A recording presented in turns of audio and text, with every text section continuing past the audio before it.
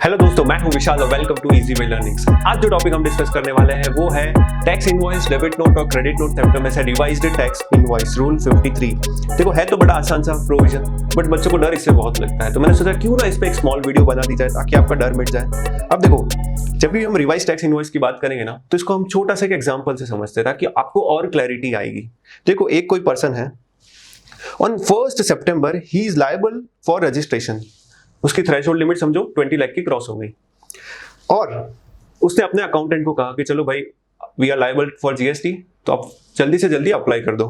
तो उसके अकाउंटेंट ने 10 सितंबर को अप्लाई कर दिया रजिस्ट्रेशन के लिए, एंड फाइनली जाके जब रजिस्ट्रेशन आया वो आया 7 अक्टूबर, मतलब अगले महीने की 7 तारीख को।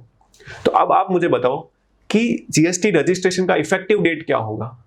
क्या ये जब अप्लाई किया वो डेट माना जाएगा, या फिर जिस दिन इश्यू किया सर्टिफिकेट वो माना जाएगा, या जिस दिन लायबल था वो माना जाएगा? याद करो, रजिस्ट्रेशन का चैप्टर, उसमें क्या लिखा हुआ है?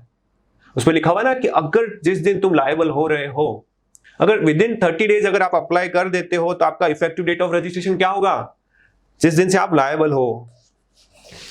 इतना समझा? अब इसमें प्रॉब्लम क्या आती है? प्रॉब्लम ये आती है कि देखो, जीएसटी नंबर तो आया कब? 7 अक्टूबर से, और रजिस्ट्रेशन कब इफेक्टिव हुआ? 1 सितंबर से। मतलब 1 सितंबर के बाद जितने भी इनवॉइस इश्यू हुए, आइडियली उस पर जीएसटी पेमेंट होना चाहिए। अब वो पर्सन कहता है कि अब मैं कैसे करूं, टाइम ऑफ सप्लाई का प्रोविजन भी ब्रीच हो चुका है। तब डिपार्टमेंट जीएसटी लॉ ये कहता है कि देखो, हम आपको एक टाइम देते हैं, आप जो अपनी फर्स्ट रिटर्न फाइल करो ना, तो विद इन 1 मंथ आपको 1 मंथ का टाइम देते हैं कि जितने भी इनवॉइस है सबका आप रिवाइज्ड इनवॉइस बनाओ। तो अब पर्सन थोड़ा टेंशन में आ गया कि यार, मेरी तो इतनी सारी सेल है ना, दिन में कम से कम 200-300 इनवॉइस बनते हैं, और ये तो कितना दिन हो गया, 1 सितंबर से लेके 7 अक्टूबर, अराउंड 37-38 डेज, इतने दिन की रोज इनवॉइस बनती थी, क्या मैं सबका रिवाइज टैक्स इनवॉइस बनाऊं? तो उसने बोला कि हाँ, सबका आपको रिवाइज टैक्स इनवॉइस बनाना पड़ेगा फ्रॉम 1 सितंबर से लेके 7 अक्टूबर तक, जितने भी दिन है। तो उससे बोला कि नहीं, मुझे थोड़ा तो आप रिलैक्सेशन दे दो। तो जीएसटी लॉ कहता है ठीक है, चलो हम आपको रिलैक्सेशन देते हैं। क्या रिलैक्सेशन देते हैं? पहले तो आप आइडेंटिफाई करो आपने कितने रजिस्टर्ड पर्सन को सेल किया और कितना अनरजिस्टर्ड पर्सन को सेल किया। जितना आपने रजिस्टर्ड पर्सन को सेल किया उसको तो आपको सेपरेटली टैक्स इनवॉइस देना ही पड़ेगा, क्योंकि सामने वाले को तो भी क्रेडिट लेना है। आप अपने जीएसटीआर 1 में अपलोड करोगे, सामने वाले के 2A में दिखेगा, वो उसका क्रेडिट लेगा। तो जितने रजिस्टर्ड पर्सन को आपने सेल किया है उसको तो आपको सेपरेट रिवाइज्ड इनवॉइस इश्यू करना ही पड़ेगा। हाँ, जितने भी अनरजिस्टर्ड है ना, उसको आप consolidated revise tax invoice issue कर दो तो भी चलेगा। कंसोलिडेटेड मतलब क्या?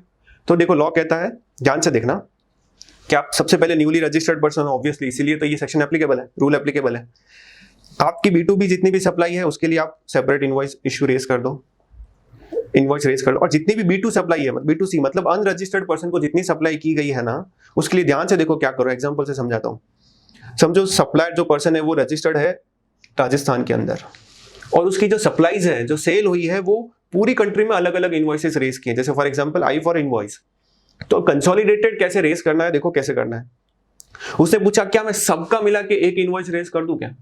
तो डिपार्टमेंट कहता है देखो, बिल्कुल ऐसा मत करना, हमें भी तो आगे गवर्नमेंट, जो स्टेट गवर्नमेंट से उनको पैसा देना है, तो हमें कैसे पता चलेगा कि कौन सी स्टेट गवर्नमेंट के रिलेटेड कितना पैसा है?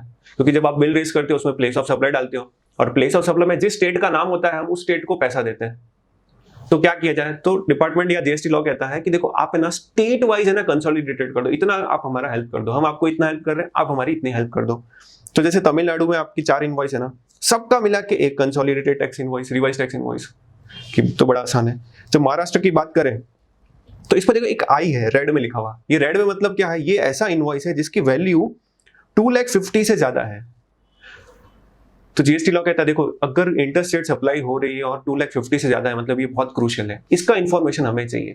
आप रिटर्न का चैप्टर याद करो, जीएसटीआर 1 का जो कंटेंट है उसमें भी सेम प्रोविजन है, आप इंटरलिंक करो, उसमें भी यही दिया हुआ है ना कि जो इंटर स्टेट 2,50,000 से ज्यादा का कोई इनवॉइस है तो उसका रिपोर्टिंग होगा। तो ये 2,50,000 से जो ज्यादा है ना, उसके लिए तुम separate revise tax invoice raise करो, बाकी जो है ना उसके लिए तुम एक ही consolidated revise tax invoice raise कर दो, इतना हमें चल जाएगा। अब आप आंसर दो, यूपी में क्या होगा?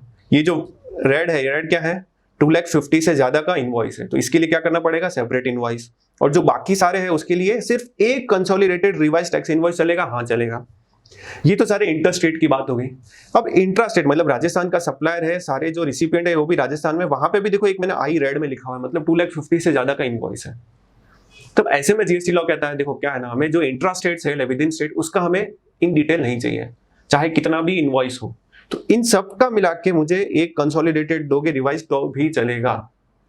तो मतलब क्या, अगर अनरजिस्टर्ड को हम सेल कर रहे हैं, अगर इंटर स्टेट है और 2,50,000 से ज्यादा है तो उसे एक सेपरेट इनवॉइस रेज करना पड़ेगा, और बाकी के लिए तुम एक ही consolidated state wise tax invoice बना दो। तो देखो B2C सप्लाई जब देखोगे ना तो दो पार्ट में डिवाइड करना, इंटर स्टेट और इंट्रा स्टेट। इंट्रा स्टेट तो एकदम सिंपल है, जितने भी अनरजिस्टर्ड है ना सबका मिला के सिर्फ एक, इररिस्पेक्टिव ऑफ द अमाउंट कुछ भी हो। पर जो इंटर स्टेट है ना उस पर चेक करना कि वैल्यू अप टू 250 है कि वैल्यू एक्सीडिंग 250 है। जो अप एक्सीडिंग है उसके लिए तो सेपरेट करना ही पड़ेगा, जो अप टू है उसके लिए तुम्हें state wise consolidated revise tax invoice बनाना पड़ेगा। एक सवाल पूछ लूं आपसे, आंसर दे पाओगे जल्दी से? चलो, एक पर्सन है जिसकी इंट्रा स्टेट सप्लाईज भी हुई और इंटर स्टेट सप्लाईज भी हुई, कौन से पीरियड में? इफेक्टिव डेट ऑफ रजिस्ट्रेशन से लेके जिस दिन रजिस्ट्रेशन आया उस दिन के बीच में अनरजिस्टर्ड पर्सन को सेल हुई। ठीक है, क्या हुई? मिस्टर ए को इतना सेल हुआ, मिस्टर बी को इतना सेल हुआ। अब पॉज करके बताओ इसका ट्रीटमेंट क्या करेगा वो? उसका ट्रीटमेंट ये करेगा कि सारे अमाउंट को मिला के सिर्फ एक कंसोलिडेटेड रिवाइज टैक्स इनवॉइस सिर्फ एक बनाएगा। क्यों? क्योंकि इंटर स्टेट है। इंटर स्टेट में देखो क्या है ना, उसने दिल्ली में सेल किया हुआ है, कस्टमर A B C, हमें कोई कस्टमर से मतलब नहीं, हमें इनवॉइस से मतलब है।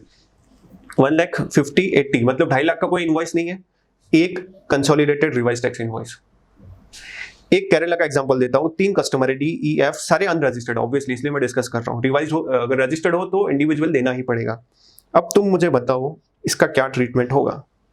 सबसे पहले देखो 2,50,000, इसके लिए issue separate revise tax invoice. क्यों? क्योंकि इंटर स्टेट है, 2,50,000 से ज्यादा इनवॉइस वैल्यू है तो सेपरेटली रिवाइज टैक्स इनवॉइस बनेगा ही, और बाकी के लिए तुम कंसोलिडेटेड बना दो। है नहीं, है कि नहीं? सिंपल। तो बस एक छोटा सा कंसेप्ट आपको समझाना था। तो अगर अभी तक आपने यहाँ तक देखा है वीडियो को तो thank you so much. Video अच्छा लगे तो लाइक जरूर करना, दोस्तों के बीच शेयर करना, और चैनल को सब्सक्राइब नहीं किया तो सब्सक्राइब जरूर करना। थैंक्स।